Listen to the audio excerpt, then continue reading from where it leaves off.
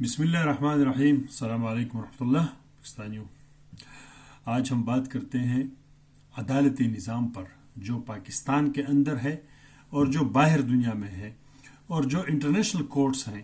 میں ایک ریزمبلنس کے طور پر، ایک تناسب کے طور پر دکھانا چاہوں گا کہ ڈیولپڈ کنٹریز میں جو عدالتی نظام ہے وہاں پہ کیا ان کا وہ جو ریلیشن ہے اور جو ان کا کردار ہے اپنے معاشرے اور اپنے لوگوں کے لیے، پھر انٹرنیشنل عدالت میں ان ہی ججوں کا اور ان ہی لوگوں کا کیا کردار ہے دوسرے لوگوں کے لیے، اور پاکستان کے اندر جو جج سسٹم ہے اور عدالتی سسٹم ہے اس کا کیا کردار ہے. اس پہ تھوڑا سا ایک روشنی ڈالتے ہیں. دیکھیں، سب سے پہلے ہم بات کرتے ہیں امریکہ اور برطانیہ، جو بڑا ہم کہہ رہے ہیں کہ ایک عدالتی نظام ہے وہاں پہ، یورپ میں یہ وہ سارا. تو میں ایک چھوٹا سا آپ کو واقعہ بتاتا ہوں کہ ایک کیس ہوا تھا.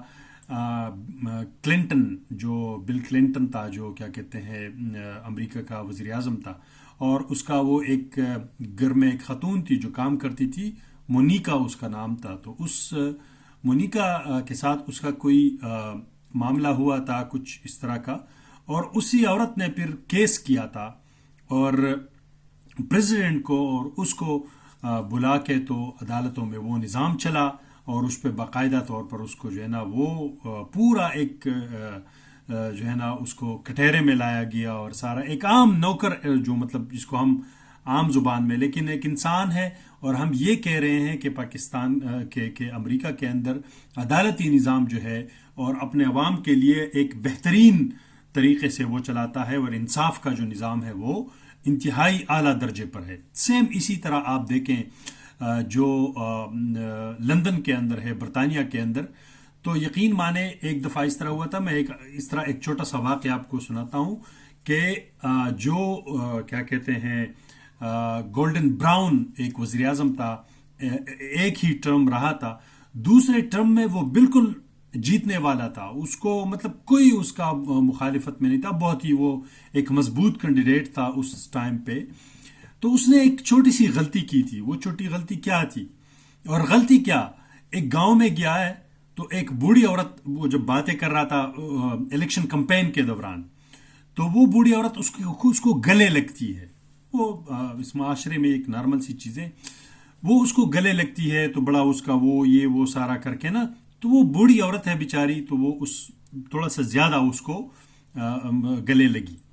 تو اب دیکھیں، گولڈن براؤن بھول چکا تھا ایک کیا کہتے ہیں، جس طرح ہم کہتے ہیں نا، ایک کڈنگ اور جوک کے طور پر اس نے ایک بات کہی تھی. وہ بھی ان لوگوں کے سامنے نہیں، وہ اپنے گاڑی میں جب بیٹھ گیا تو اس کو پتہ نہیں تھا کہ وہ ایک ایکس پرائم منسٹر یا پرائم منسٹر اسی ٹائم تھا، مجھے نہیں پتا برطانیہ کا پورا وہ، لیکن شاید وہ اسی ٹائم پرائم منسٹر تھا ہی.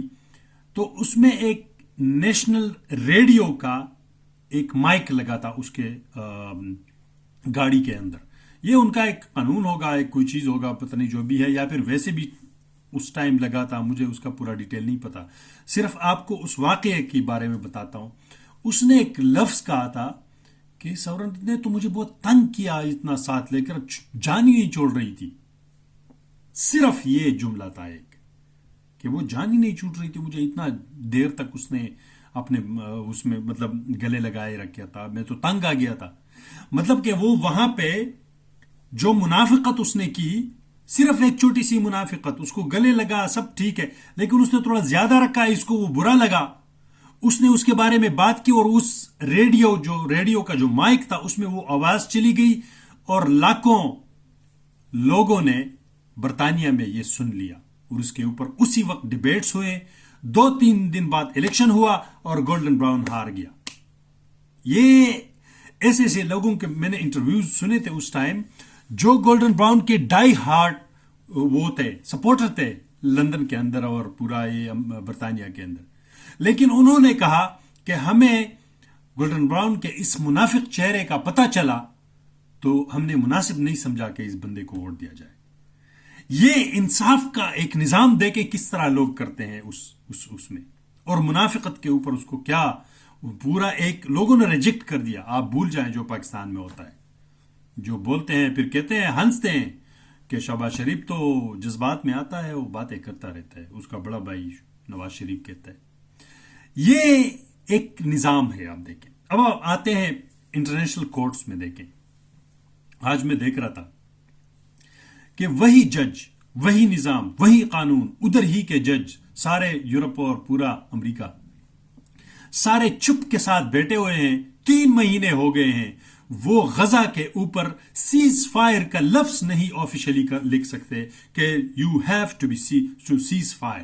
نہیں، وہ کہتے ہیں اسرائیلی آرمی کو چاہیے کہ وہ آرام سے جنگ اس طرح لڑے کہ عام لوگوں کی کیجوالٹیز کم ہو.